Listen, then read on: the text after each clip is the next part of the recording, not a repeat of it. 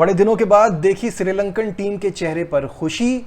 ईमान खलीफ का boxing match इतना controversial कैसे हो गया और पेरिस ओलंपिक की मेडल्स की दौड़ में कौन आगे है और कौन पीछे।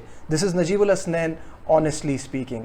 नाज़रीन, कल जब मैं इंडिया और श्रीलंका की इस वनडे सीरीज़ के हवाले से बात कर रहा था तो स्टैट सामने रखे थे और हम यही बात कर रहे थे कि दवा और दुआ दोनों की ज़रूरत पड़ेगी श्रीलंका को इस सीरीज़ में कुछ अच्छा करने के लिए।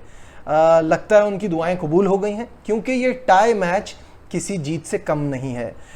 ऐसा लग रहा था कि ये बड़ा आसान होगा इंडिया के लिए, श्रीलंकन टीम वनडे सीरीज़ में भी तरने वाला साबित होगी, लेकिन ऐसा नहीं हुआ। मैच इतना इंटरेस्टिंग हो गया कि दोनों की क्रिकेट हिस्ट्री के जो 45 साल हैं वनडे क्रिकेट के, उसमें ये दूसरा टाई है और मुझे लगता है कि डूबे जो हैं वो जीत के करीब ले जाकर उन्होंने इंडियन टीम को डुबा दिया। श्रीलंका जो कि वैसे तो एक बैटर हैं, पार्ट टाइम स्पिन बॉलिंग कराते हैं, क्या शानदार बॉलिंग की और एक चौका खाने के बाद जिस तरह से उन्होंने मैच को टाई कराया है, इसीलिए मैं कह रहा हूँ कि ये किसी जीत से कम नहीं है। श्रीलंका ने 3 विकेटें हासिल की और साथ साथ अगर मैं बात करूं ओवरऑल तो इस मैच में श्रीलंकन टीम ने जो इंडियन टीम को आउट किया है, 10 में से 9 विकेटें जो हैं वो स्पिनर्स ने ली हैं।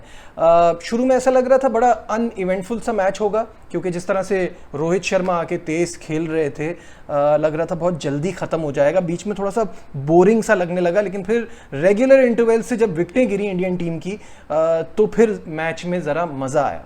आई अंडरस्टैंड कि हो जाता है बड़ी टीम के साथ ऐसा, क्योंकि वो कंप्लेसेंट हो जाते हैं। उनको लगता है कि अभी तो बड़ी बैटिंग पड़ी है, अभी तो विराट कोहली आएगा, अरे अभी तो अय्यर बाकी है, अभी तो बहुत हमारे पास बैटिंग में पावर है कि ये छोटा सा स्कोर है, हो जाएगा। तो ये ओवर कॉन्फिडेंस मुझे आज के इस गेम में नज़र आया, जिसकी वजह से ये मैच टाई हुआ। इंडियन पॉइंट ऑफ व्यू से ये बिल्कुल नहीं होना चाहिए था। फार सुपीरियर टीम है इंडिया की श्रीलंका से। आई होप कि वो अपनी गलतियों से सीखे होंगे और अगले मैच में हमें एक डिफरेंट स्टाइल और डिफरेंट अप्रोच के साथ नज़र आएगी ये इंडियन टीम, क्योंकि मैं हमेशा कहता हूँ रोहित शर्मा बेहतरीन कप्तान है और विराट कोहली और इनके जो कोच हैं गौतम गंभीर, इनको किसी को भी हार बर्दाश्त नहीं है। तो आई एम श्योर कि ये नेक्स्ट गेम में बहुत अच्छी तरह से कम बैक करेंगे।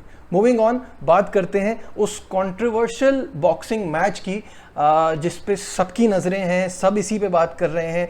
पेरिस ओलंपिक में अब ये चीज़ जो है वो सबसे ज़्यादा हाईलाइट हो रही है। देखिए, ईमान खलीफ एक बायोलॉजिकल मेल हैं जिन्होंने इटली की बॉक्सर के साथ फाइट की और यहाँ इंटरेस्टिंग बात ये नहीं है कि 2 पंच में वो बेचारी लड़की जो है वो घुटनों पे आ गई और आई टोटली अंडरस्टैंड बिकॉज उनको अपनी जान का ख़तरा महसूस हो रहा होगा। इंटरेस्टिंग बात ये है कि जो पिछला इवेंट है जिसमें ईमान खलीफ ने पार्टिसिपेट करना था, उससे पहले जेंडर असेसमेंट का जो टेस्ट था वो क्लियर नहीं कर पाई, वो बैन हो गई उस इवेंट में पार्टिसिपेट करने से। तो मैं उन लोगों से मिलना चाहता हूं कि जिनके पास ये इन्फॉर्मेशन थी भी और उसके बावजूद उन्होंने ईमान खलीफ को अलाउ किया इस मैच के लिए और पेरिस ओलंपिक में पार्टिसिपेट करने के लिए।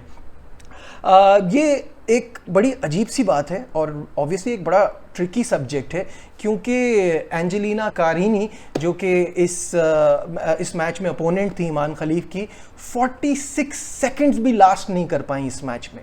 और ये इस वजह से मैं बार बार कह रहा हूँ कि ये मामला ट्रिकी है, क्योंकि इसमें जाने जा सकती हैं फीमेल एथलीट्स की, तो ये बहुत सोचने की बात है। इस पर अगर आप और डिटेल में जानना चाहेंगे ना तो ब्रिटिश ब्रॉडकास्टर हैं पियर्स मॉर्गन जो हैं वो बार बार एक बात कहते हैं और इस पर बड़ी डिबेट करते हैं और काफ़ी अरसे से समझाने की लोगों को कोशिश कर रहे हैं। देखिए, उनके 2 पॉइंट्स हैं। एक ये कि अब क्योंकि ट्रांसजेंडर एथलीट्स बहुत ज़्यादा स्पोर्ट्स में आ रहे हैं तो इनको या तो आपस में मुकाबला करना चाहिए, हम नहीं चाहते कि ये आउटसाइडर फील करें तो इसी ओलंपिक में हो, लेकिन इनकी एक अलग कैटेगरी हो ताकि ये वाला मसला ना हो और सब फीमेल एथलीट्स की सेफ्टी भी रहे। या फिर बाय बर्थ वो बायोलॉजिकल मेल थे तो उनको मर्दों के साथ खेलना चाहिए।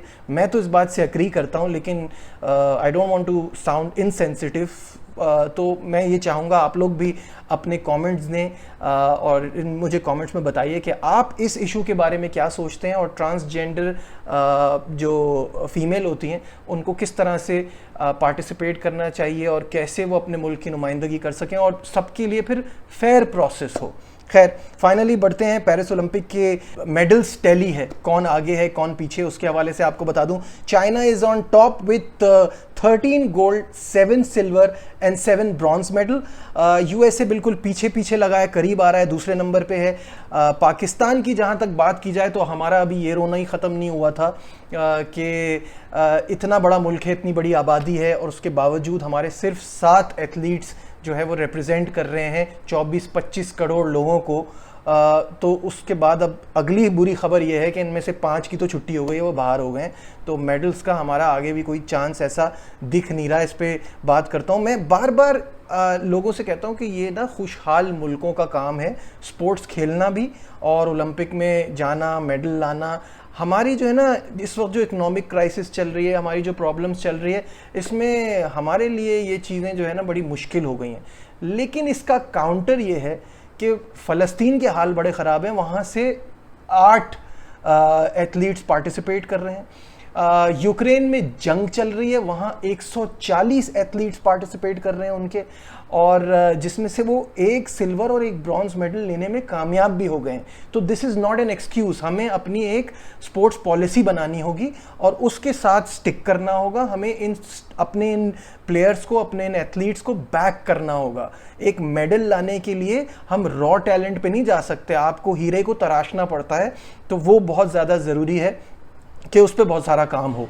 खैर, तो अब हमारे रह गए 2 एथलीट्स। जीएम बशीर शूटर हैं जिनका संडे को मुकाबला है, मेडल की उनसे उम्मीद नहीं है, उम्मीदें सारी लगी हुई हैं अरशद नदीम से। अरशद नदीम का मुकाबला है 6 अगस्त को, जो कि क्वालिफाइंग राउंड है। ऑब्वियसली इंशाल्लाह वो इजीली क्वालिफाई कर जाएंगे और 8 को होगा फाइनल, जो कि 11:25 पर होगा। और फिंगर्स क्रॉस्ड हैं कि जेवलिन थ्रो में अरशद नदीम जो कि बहुत टैलेंटेड हैं और बड़ी मेहनत करते हैं, उम्मीद है कि वो अच्छा करें और पाकिस्तान के लिए मेडल लाएं। फ़िलहाल मुझे दीजिए इजाज़त। इस वीडियो को लाइक कीजिए, शेयर कीजिए, सब्सक्राइब कीजिए और देखते रहिए Najibul Hasnain honestly speaking. Bye.